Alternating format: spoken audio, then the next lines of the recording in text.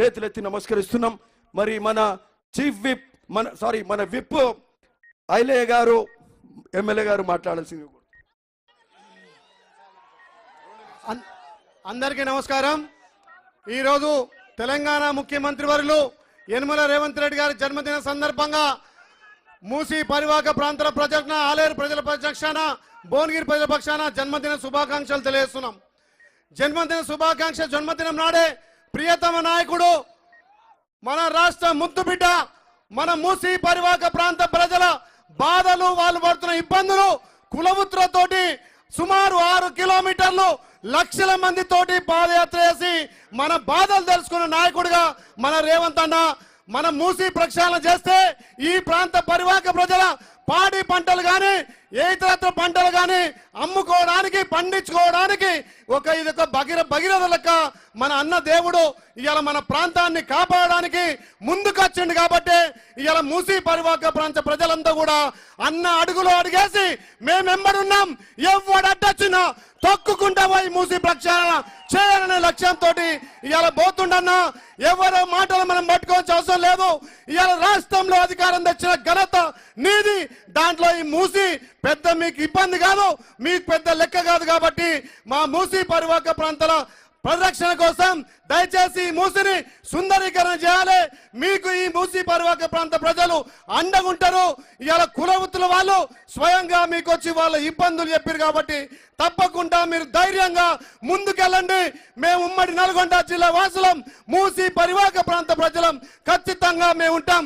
ఏదైతే బిల్లా రంగడు అంటారో వాళ్ళు ప్రతిపక్ష హోదా కోసమే అంటారు తప్ప మూసీ ప్రక్షాళన చేయడం లేదు.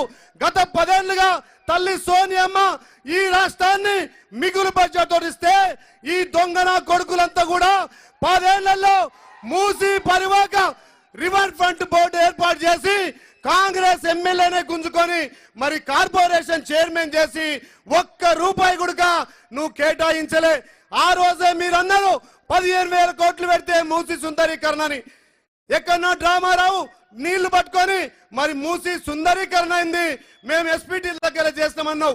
ఇలా గాడిదే ఇడికి వచ్చి చూడు, మా ముఖ్యమంత్రి మూసీ ప్రజలు వేసుకొని తిరిగిండు. మరి నీకు కళ్ళు లేవా?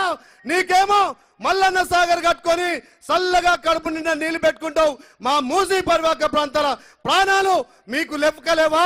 మరి 10 ఏళ్ళ అధికారంలో ఉండి చేయలేని నువ్వు 10 నెలల్లో మా గౌరవ ముఖ్యమంత్రి ఇలా మూసీ ప్రక్షాళన, మూసీ పునర్జీవం తెస్తుంటే కళ్ళు మండి ఓర్వలేక ఈ మూసీ ప్రక్షాళన అయితే సుమారు 1.5 కోట్ల మంది రేవంత్ అని అనుకుంటారు. 15 ఏళ్ళు 25 ఏళ్ళు ఇక మా వశం కాదని చెప్పి ఈ డ్రామారావు ఈ హరీష్ రావు ఆడుతున్న నాటకాలు. కాబట్టి అన్నా మేమందరం నీకు అండ ఉంటాం, నీ అడుగులో అడిగేసి నడుస్తున్నాం. మీ ధైర్యంగా మూసీకి పునర్జీవం పోయాలని చెప్పి మా మూసీ పరివాహక ప్రాంతాల 2 చేతులు జోడించి మీకు నమస్కారం చేస్తున్నాం. మరొక్కసారి మీ జన్మదిన శుభాకాంక్షలతో పాటు ఆ యాదగిరి లక్ష్మణస్వామి ఆశీస్సులు మీకెళ్ళలే ఉంటాయి. తెలంగాణ ప్రజలు మీ వెంబడి ఉంటారని చెప్పి మరొక్కసారి అన్నకు జన్మదిన శుభాకాంక్షలు. జై కాంగ్రెస్, జై కాంగ్రెస్. Thank you. ఇప్పుడు కమ్యూనిస్టు నాయకులు నారి ఐలయ్య గారు రాష్ట్ర ఒక్క నిమిషం మాట్లాడాలి. రాష్ట్ర సెక్రటరీ గారు. సభాధ్యక్షులు మన ప్రియతమ నాయకులు అనిల్ అన్న, అట్లాగే తెలంగాణ రాష్ట్ర ముద్దుబిడ్డ బడుగు బలహీన వర్గాల ఆశాజ్యోతి, ఈ రాష్ట్రంలో పేదలందరికీ అన్నం పెడుతున్న అన్నదాత రేవంత్ అన్నకు సిపిఎం పార్టీ రాష్ట్ర కమిటీ పక్షాన జన్మదిన శుభాకాంక్షలు తెలియజేస్తా ఉన్నాం.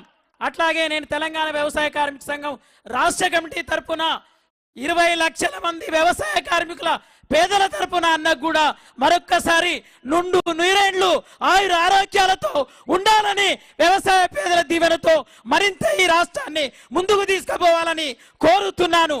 అట్లాగే మూసీ ప్రక్షాళన, సుందరీకరణ సిపిఎం రాష్ట్ర కమిటీ అభినందిస్తుంది, హర్షిస్తుంది. ఎందుకంటే చరిత్రలో అట్లాగే స్వతంత్రం వచ్చిన కాలం నుండి నేటి వరకు ఇంత గొప్ప కార్యక్రమాన్ని తీసుకున్న నాయకుడు ఉమ్మడి ఆంధ్రప్రదేశ్లో కానీ భారతదేశంలో కానీ మన ఒక నాయకుడు రేవంత్ అన్న మాత్రమే చెప్పక తప్పదు.